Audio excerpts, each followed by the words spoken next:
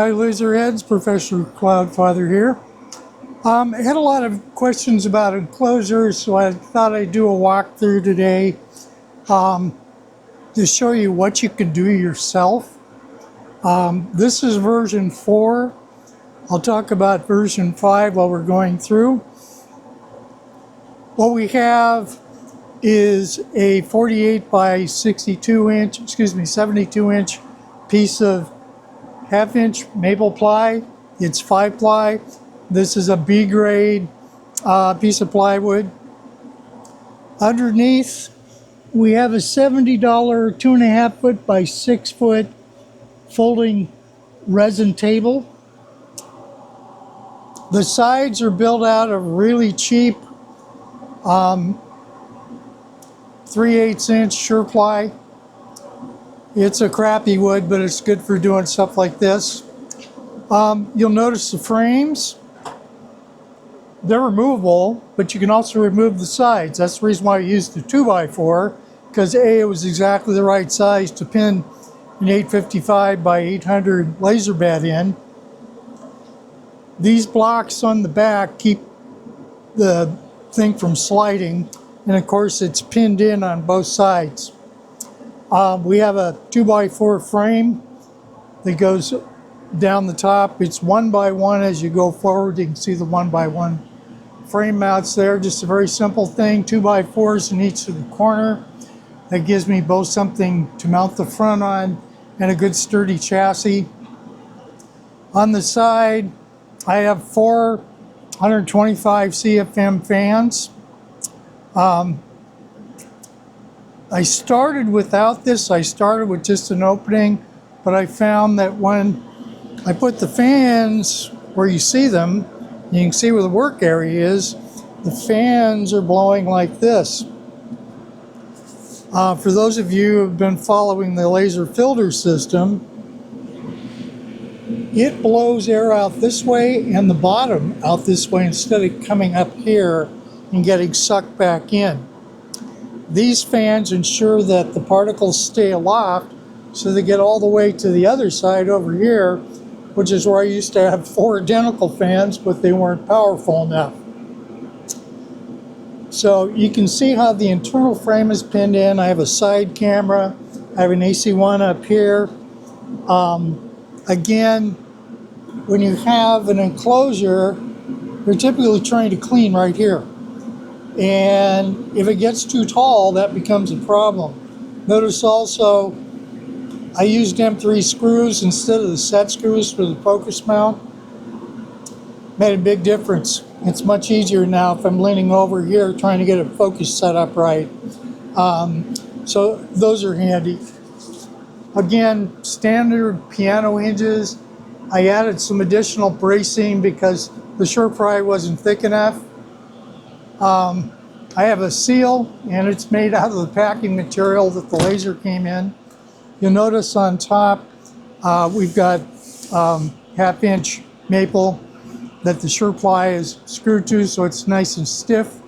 That helps keep the seal good. This is the OD6 laser safe cast acrylic. It's orange-red safety glass. I get this from Tap Plastic. And this stuff is certified. It's not the cheap stuff that looks orange-red. This is the stuff that people that build welding shields and other laser shields use for their enclosures. Not real expensive. The total cost was about $70. You know, this is a 30 by 36 piece. In the front, we have a 36 wide by 16, if I remember right.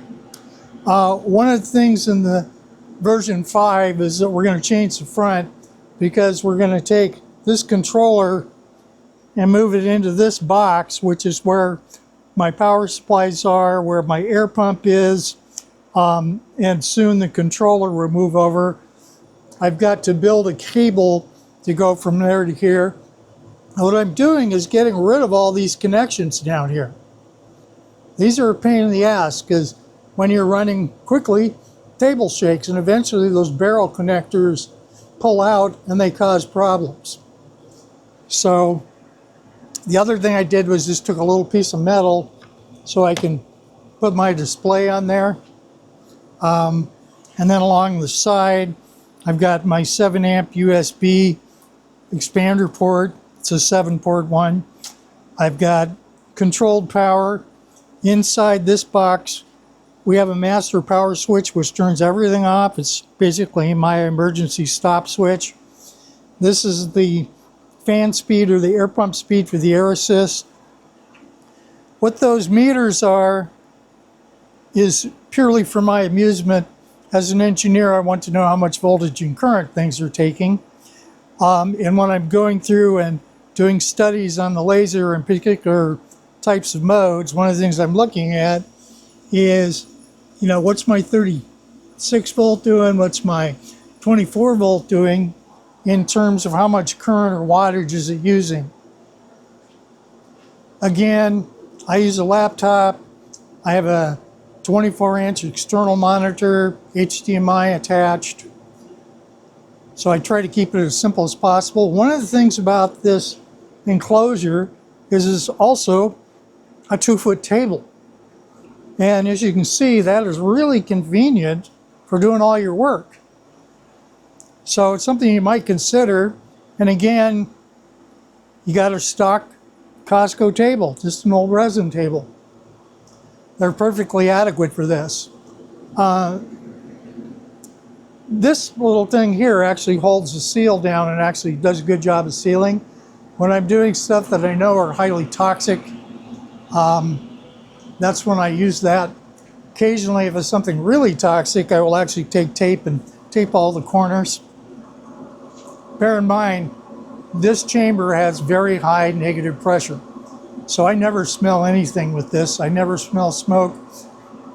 Even if I have an active fire, because when I'm running my laser, because of the enclosure, and because of the filter system, I can run 70, 80 in 70 watt mode, where I literally have a flame going on at the bottom of the laser, but it's pointed sideways. It never even heats the bottom up. I don't recommend you use it that way unless you've gone to the trouble to design something similar to this. Now, this part basically holds the top so it's easy to go do your stuff and have to hold it up. You can see the hinges on the back door. They're pretty simple. I used a really high-tech holder, a piece of wire that was floating around. The other part you want to look at, this box is a plenum. The air goes in there, and shortly I'm going to put a square front on this that has a narrow vent on top and a wider vent on the bottom so that the air is sucked in top and bottom rather than through the center. And that's because of how I have the airflow. On the other side, we're going to basically put a car air conditioner vent across the fans here so that we can point it horizontally or vertically so we can keep it pointed at where the work is being done. This gives us the maximum airflow and it keeps the particles aloft long enough to get over to the other side of the enclosure. Now currently it's plumbed for a 6-inch opening, and so I'm losing efficiency. In the next version of it, this will be about that much taller and it'll be 8-inch all the way to the outside. So we just have one 90-degree, we have a 6 to 8 expander.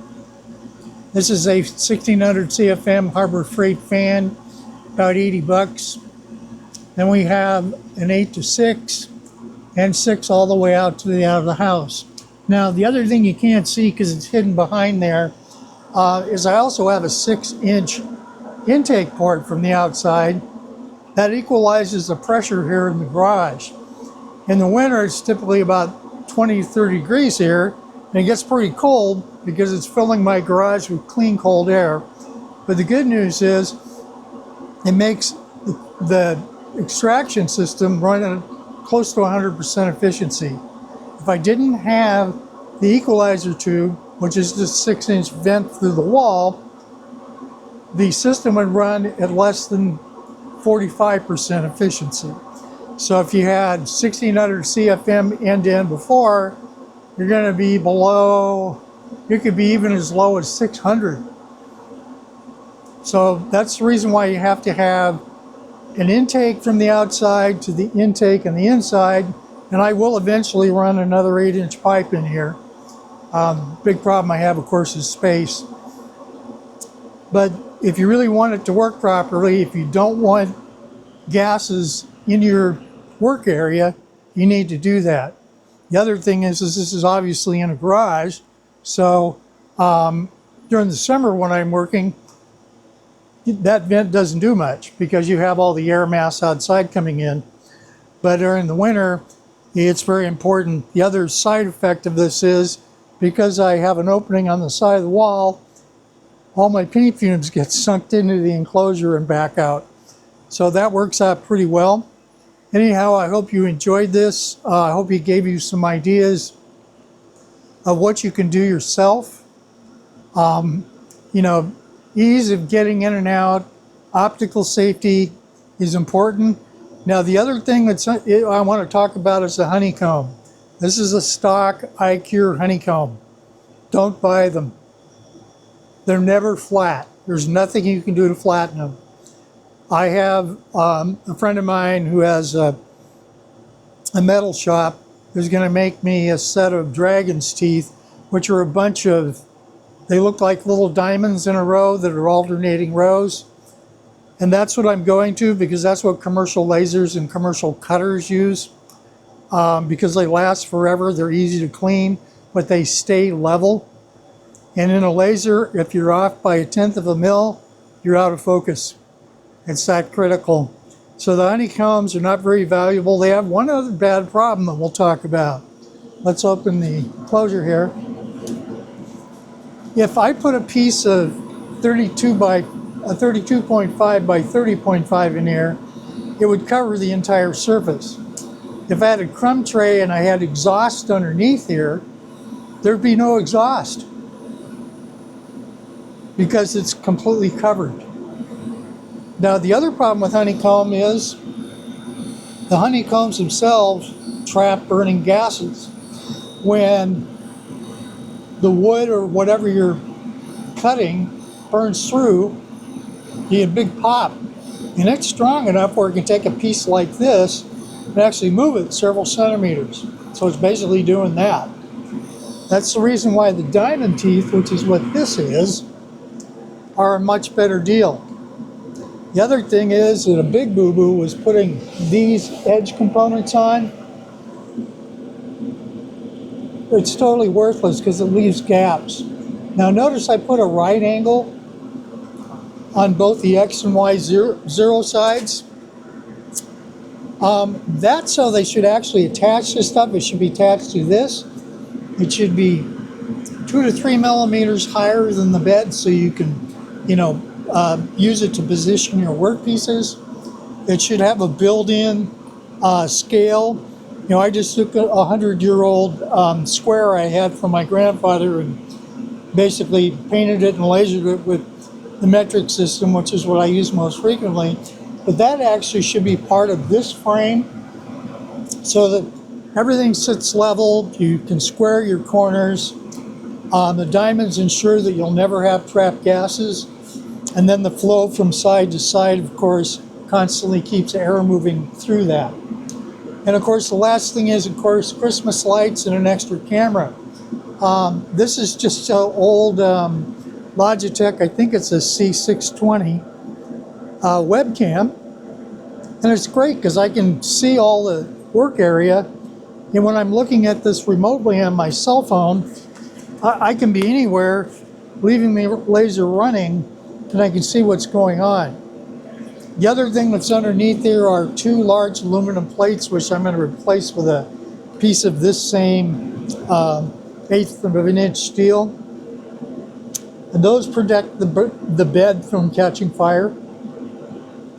I do have some sensors in here that actually sense for flame and smoke.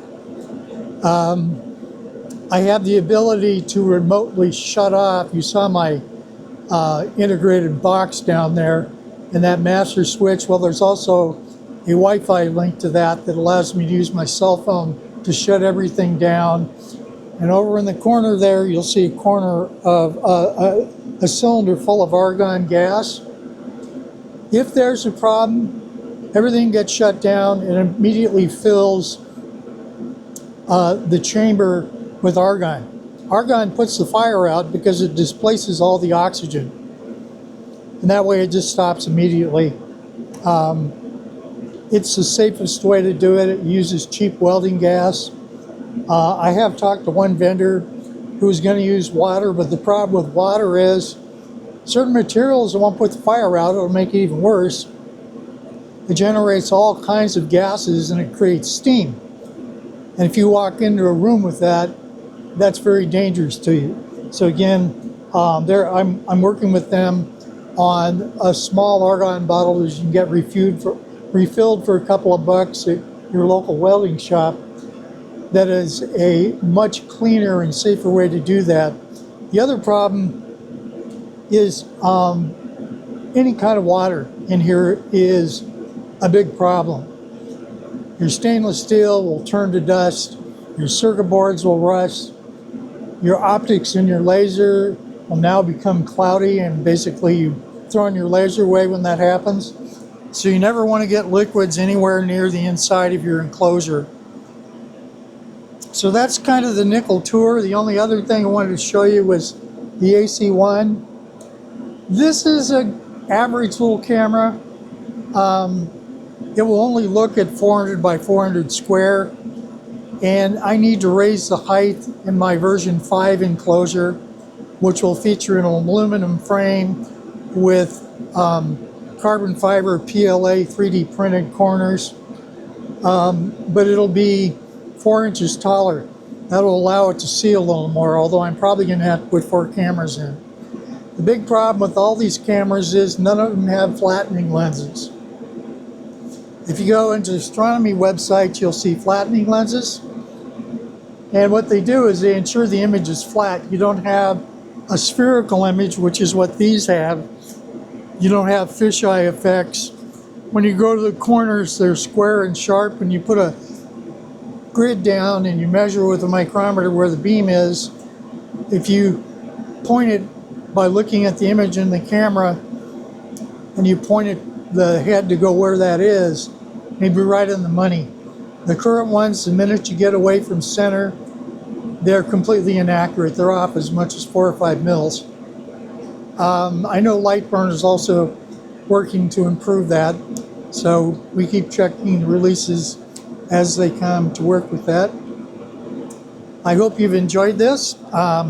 It's another nice spring day. I'm going to go play with my dog, and I hope you all have a great day. Cloudfather out.